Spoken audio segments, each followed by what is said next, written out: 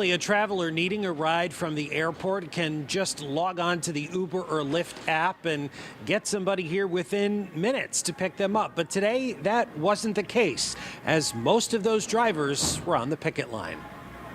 We have to fight for each other. No, that's not fair. That's not the United States of America. That's not the American dream.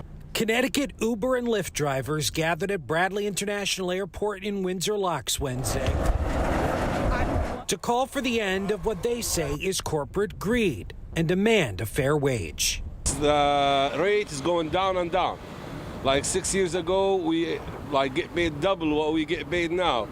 Take in consideration the inflation rates, the gas prices, the insurance rate is high, even the cost of life. Drivers are backed by groups like the Independent Driver Guild and the Justice for App Workers Coalition, who helped organize the Hartford strike and 9 other metropolitan area airport strikes throughout the country. I do it full time, but I can't survive on Uber alone.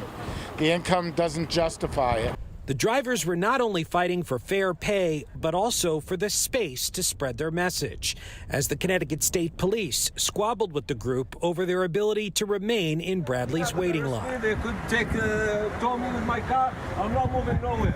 Eventually allowed to stay, the drivers highlighted concerns such as paying out of pocket for the rising cost of living, vehicle maintenance, and gas without any health benefits.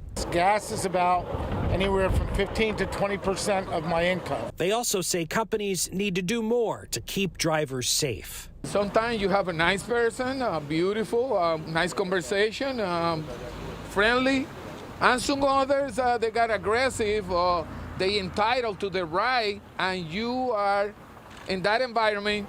Sometimes you don't know what's going to happen. And they say the companies will deactivate drivers who don't deserve it. When the rider complains, he got a free trip, and then the driver loses his job. Uber claims drivers make an average of $33 an hour, while Lyft says their drivers make $30.68.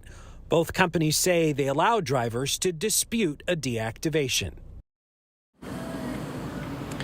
Here in Connecticut, a bill last legislative session would have required those rideshare companies to pay 85% of each fare back to the drivers, but it never made it across the finish line. Today marks the first ever rideshare driver strike since Uber was founded back in 2014 here in Connecticut. Reporting live outside Bradley International Airport in Windsor Locks, Matt Caron, Fox 61, Connecticut's news station.